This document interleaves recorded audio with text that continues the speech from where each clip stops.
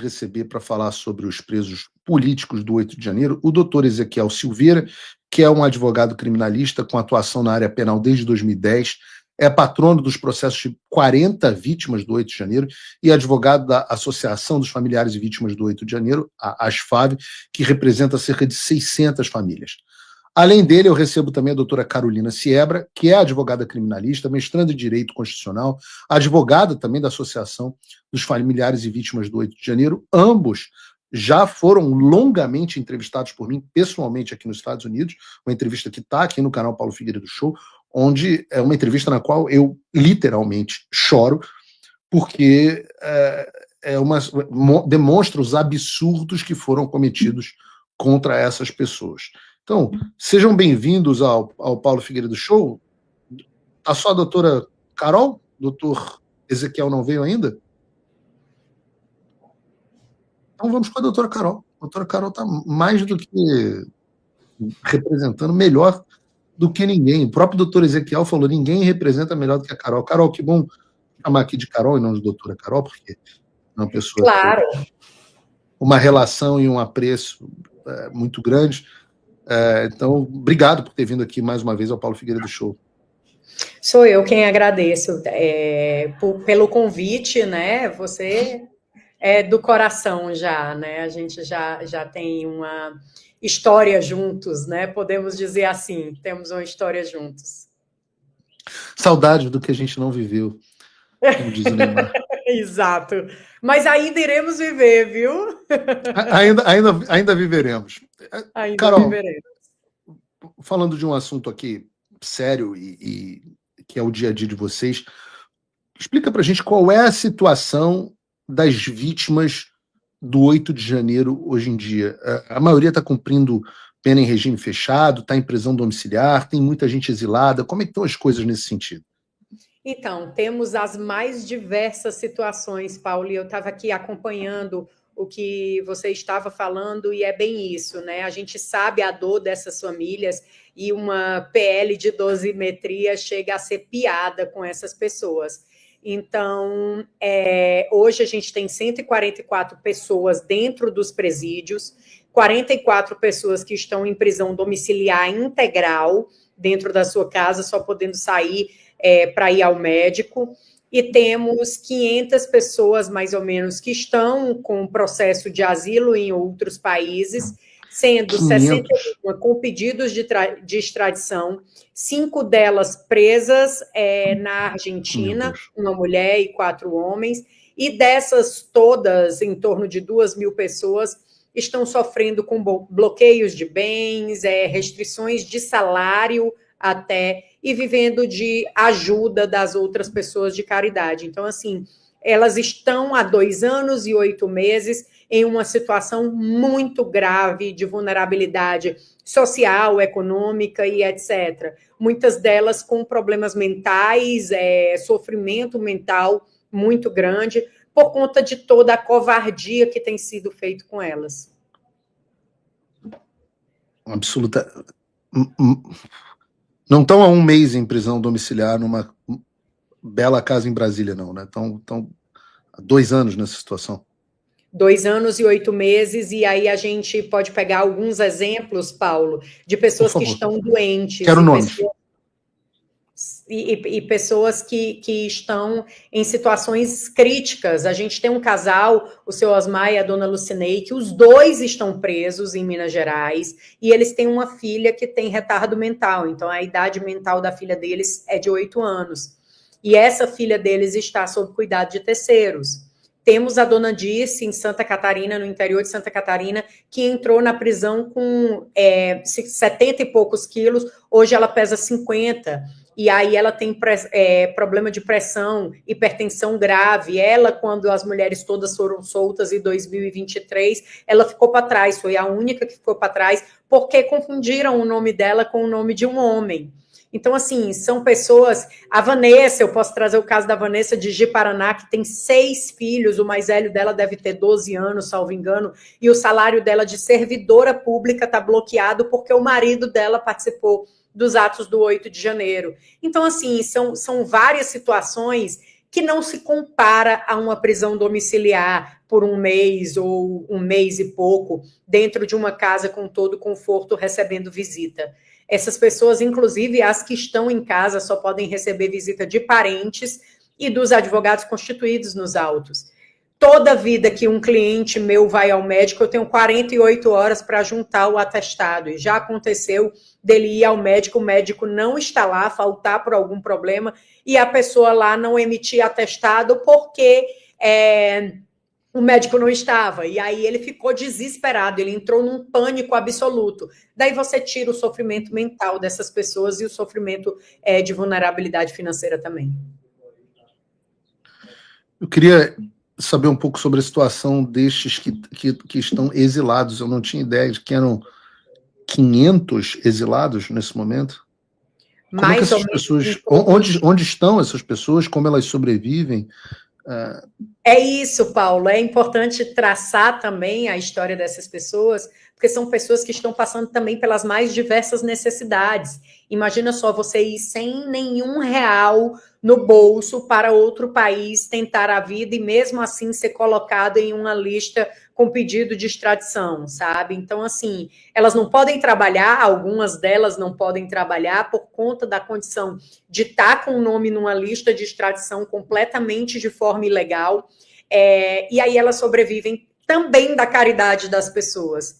As que podem trabalhar fazem os mais variados bicos que você imaginar, mas as que não podem estão passando por extrema necessidade financeira e social mesmo. Não é fácil você estar em outro país que não fala o seu idioma e que você precisa ali educar aqueles que foram com filhos, porque tem gente que foram com filhos pequenos, tem que educar aqueles filhos em uma escola, tem que ir atrás de saúde também, e a saúde pública, ela não é essas coisas todas em alguns países aqui da América do Sul. Então, assim, são pessoas que estão passando por extrema necessidade, mas a gente sabe que são pessoas que estão convictas de que elas precisam da anistia ampla, geral e restrita, mesmo passando por todo esse sacrifício e toda essa necessidade, porque, afinal de contas, são 2 anos e 8 meses de sofrimento. Uma dosimetria da pena não vai trazer para eles de volta o que eles viveram no passado e o que eles estão vivendo agora no presente e sendo punidos para um futuro. Então, assim, não tem como a gente fazer acordo para diminuir pena e etc., se a gente já sabe o que essas pessoas sofreram e que vem sofrendo. Incrível a coragem dessas pessoas. A gente trouxe aqui recentemente, no Paulo Figueiredo Show, uma pesquisa que foi realizada pelas FAV, que mostrou que a ampla maioria dos presos políticos do 8 de janeiro, das vítimas, né, e os seus familiares também não aceitam anistia light, dosimetria, falando como pessoas que acompanham de perto essa situação, você especificamente, Carol, como é que está o espírito dessas pessoas em relação a isso? E por que elas não aceitam algo diferente dessa anistia ampla, geral e restrita? Então, Paulo, é como eu disse, né? Elas já estão há 2 anos e 8 meses sendo punidas. Punição, elas já tiveram. Então, o que é que você vai diminuir pena dessas pessoas, achando que você está fazendo um bem, porque elas retornariam ali para casa e etc. Se houvesse justiça mesmo, e eu falei isso ontem para o Paulinho da Força, se houvesse justiça, a gente não estava pedindo anistia. A gente tinha discutido no tribunal, tinha resolvido nossas questões lá, e estava todo mundo respondendo pelo que deveria responder, ou se precisasse ser absolvido, que estivessem absolvidos. Agora, a gente não aguenta mais tanto sofrimento e tanta dor. É por isso que essas pessoas, elas demonstram mais uma vez resiliência, mas elas demonstram nessa pesquisa não só resiliência, mas atos de compaixão também, porque na pesquisa eles incluem que 86% mais ou menos aceitariam que o Alexandre de Moraes fosse anistiado também para que elas tivessem uma anistia. Então daí você vê a resiliência delas em aguentar a dor que estão aguentando e a compaixão para com quem feriu e quem machucou elas e a família delas também. Então, assim, como é que depois de 2 anos e 8 meses de sofrimento, de luta, de dor, de bens bloqueados, de família passando necessidade, de pessoas perdendo a sua dignidade, pessoas que trabalharam a vida inteira para ajudar a manter esse país aqui, perderam a dignidade da noite por dia por conta de posicionamento político, vão aceitar que se faça um acordo sobre a vida delas. Isso é um absurdo. A gente está falando de pessoas comuns da sociedade, de uma costureira, de um marceneiro, de um pequeno empresário, de um agricultor. A gente não pode aceitar que essas pessoas sejam usadas como moeda de troca, como barganha. O sofrimento é muito grande. A gente precisa restaurar o mínimo de dignidade que essas pessoas precisam voltar a ter. E voltar a ter com nome limpo, voltar para o Brasil com nome limpo, as que estão fora, e as que estão dentro da cadeia, sair da cadeia com nome limpo. A anistia, ela não é o remédio ideal. O ideal seria a anulação desses processos. Mas se é o que a gente tem, se é um remédio político, a gente precisa que essas pessoas tenham a anistia ampla, geral e restrita. Como eu venho dizendo, a anistia ampla, geral e restrita é redundante. A anistia é esquecimento, e a gente não esquece as coisas pela metade. Então é necessário que essas pessoas sejam anistiadas.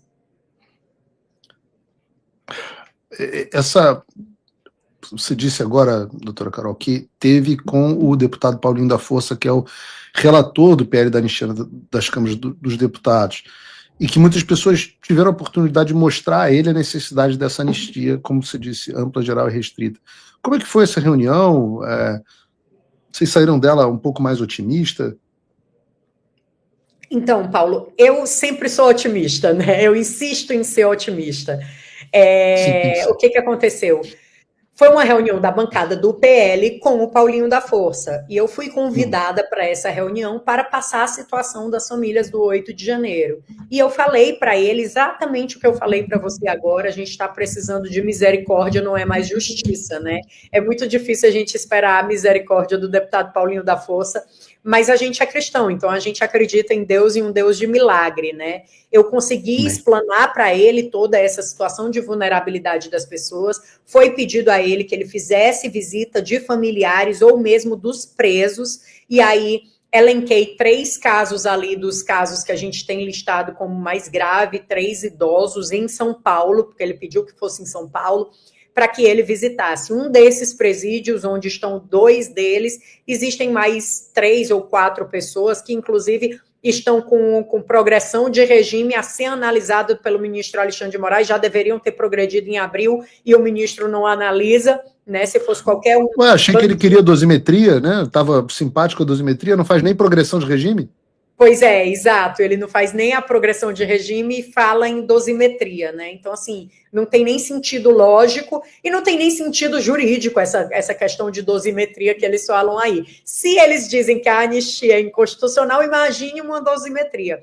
Mas o que eu senti dele? Que ele iria visitar essas pessoas, e para mim o que é muito importante é que quando a gente tem conhecimento dos casos, quando a gente olha nos olhos das pessoas, a gente consegue enxergar muito além do que esses números nos dizem, do que o número de 144 pessoas presas, de 44 em prisão domiciliar. Quando a gente conhece a história dessas pessoas, a gente tende a se sensibilizar. Mas isso daí a gente conta para quem tem coração. Talvez ele não tenha, mas a gente pode esperar que sim, que ele vá, que ele conheça as pessoas, conheça as histórias, e se deparando com isso, ele aquebrante o coração dele e veja que essa história de dosimetria só existe em contos de carochinha e para boi dormir. Como é que você se sente, Carol, Eu acompanhei o seu trabalho, o doutor Ezequiel, que também não pôde estar aparentemente conosco, acompanhei o trabalho de vocês, da Gabriela, pessoas muito queridas, pessoas cristãs, desde o início se solidarizando com essas vítimas. Como é que vocês se sentem quando olham um acordo sendo feito nos bastidores por um bando de caciques que não tiveram absolutamente nenhuma relação com isso, não tem nenhum compromisso com nada, só fazem cálculo político, conveniência de Tarcísio, Centrão? Qual é o sentimento que isso te dá, Carol? É de frustração, né? A gente não pode usar causas humanitárias para moeda de troca. Isso daí é até imoral, né? Você usar uma causa humanitária, uma dor das pessoas, dor de crianças, dor de famílias, de idosos, para usar como moeda de troca ou como capital político. Isso realmente inacreditável. Mas de inacreditável a gente tem vivido bastante, sabe? E o sentimento é de profunda tristeza em saber que existem esses acordos que não olham para as pessoas. E aí eu te digo, Paulo, que eu acredito muito fielmente que, na maioria das vezes, esses deputados que estão fazendo acordo, caciques de partido e etc., eles não quiseram nos receber há tempos atrás, porque a gente vem tentando, a Suave tentou, inclusive, falar com o Temer em 2023, a gente tentou falar com ele. Eles não querem conhecer essas histórias, talvez porque se eles conhecerem, eles vão se deparar com uma realidade que eles não imaginam que existe. Aliás, eles imaginam, mas não querem saber. Quando você desconhece o ignorante em um assunto, é muito mais fácil você fazer acordo e barganhar ali moeda de troca, fazer de moeda de troca pessoas, quando você não olha nos olhos do João, filho do Nelson, da Jasmin, filha do Lucas, quando você não olha no rosto das meninas do Clezão e vê a dor deles, é muito mais fácil que você faça acordos escusos para poder livrar o próprio umbigo. Sem dúvida nenhuma. Eu mesmo, depois da nossa primeira entrevista, aquela que fizemos aqui pessoalmente em Miami, nunca mais encarei esse assunto da mesma forma, e isso porque eu não tive a oportunidade de estar com eles, né? Só tive a oportunidade de estar com vocês. Carol, agradeço imensamente a sua entrevista. Como é que as pessoas podem ajudar as Fábio? Então, lá no Instagram da Asfave, Asfave Famílias, tem lá nossos dados, eles podem ajudar tanto financeiramente lá, como podem ajudar se voluntariando, seja advogados, sejam psicólogos, a gente recebe muita ajuda de voluntário por todo o Brasil, e agora, mais do que nunca, por todo o Brasil mesmo, porque a gente precisa convencer a população de que essas pessoas não são golpistas, pouquíssimas delas cometeram algum ato de vandalismo, e elas já pagaram por tudo que elas deveriam pagar, pagaram até pelos pecados. Então, elas merecem e precisam de uma anistia ampla, geral e restrita. Entra lá, acompanha a gente lá no Instagram da Asfave, que a gente sempre está postando as nossas ações e contando com a ajuda da população. Muito obrigada, Paulo. Eu que agradeço, Carol. Obrigado por ter participado pelo programa. Deus abençoe vocês. Amém. A você também. Obrigado. O que eu vou falar? O que eu vou fazer? Eu vou fazer acordo? Acordo é o cacete. Vou fazer acordo é o cacete. Esses caras têm que sofrer as consequências do que fizeram. A gente precisa libertar o país. Não dá. Eu sei como isso termina. Se nós não teremos outra oportunidade. Nós não teremos outra oportunidade. Todos vocês que me procuram, eu digo, essa é a última chance. Eduardo e eu nos sacrificamos para que vocês tenham pela primeira vez uma moeda de barganha, para que haja consequências pelas ações dessas pessoas. Nós não teremos outra oportunidade. Se essas pessoas consolidam o poder, eu sei como isso termina.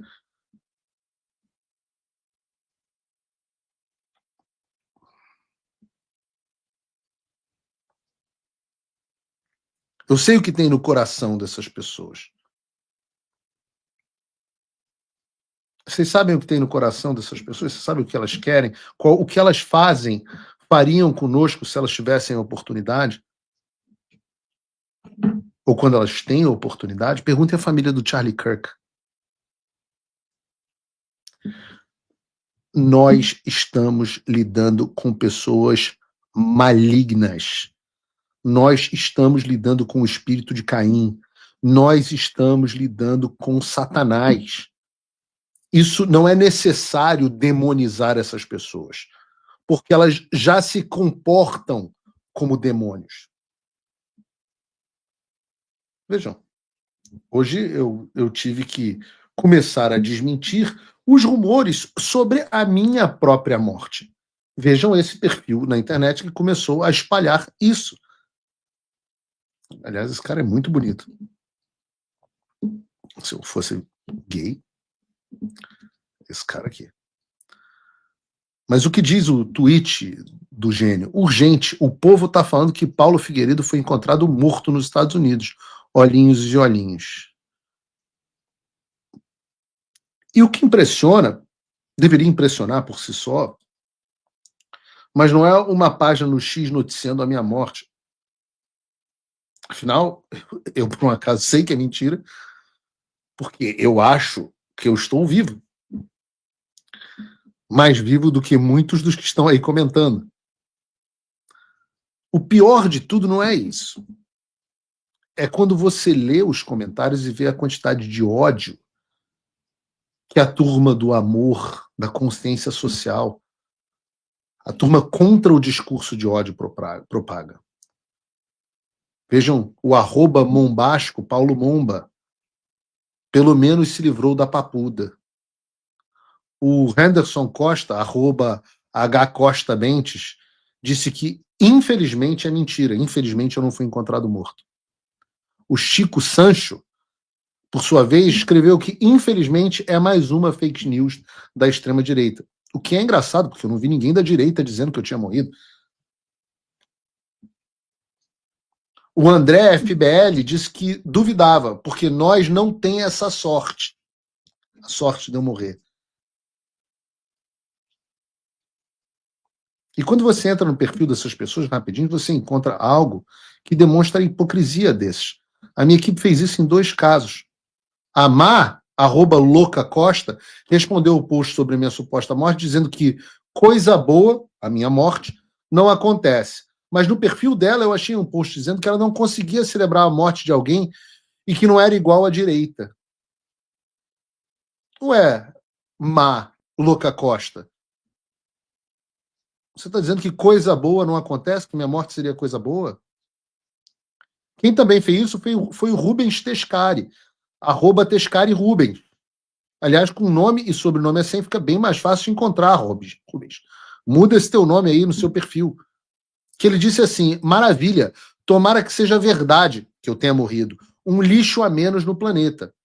Mas no seu perfil, Rubens, tem um post criticando os médicos que estavam desejando a morte do Lula. Segundo ele, esse tipo de coisa só acontece no Brasil. E por que eles não podem, mas você podem, Rubens?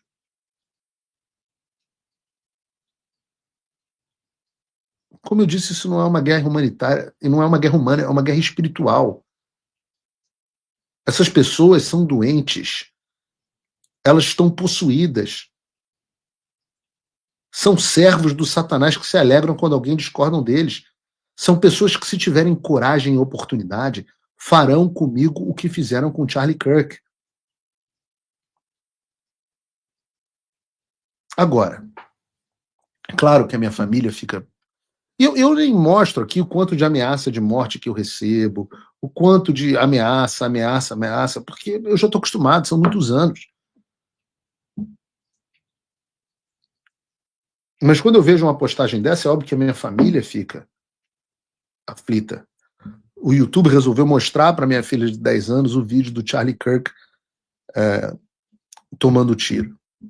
E ela sabe que eu tinha uma relação com o Charlie Kirk e sabe que o Charlie Kirk fazia era parecido com o que eu faço. E ela fala, papai, eu não quero que você saia na rua, porque eu não quero que aconteça com você o que aconteceu com ele. E eu falo, filhinha, nessa família nós não nos escondemos. Papai está seguro. Mas mesmo que ele não esteja, ele vai continuar fazendo o que tem que ser feito. E ver todos esses servos do diabo desejando a minha morte, por outro lado, me traz confiança. Confiança de que a gente está criando o caminho correto.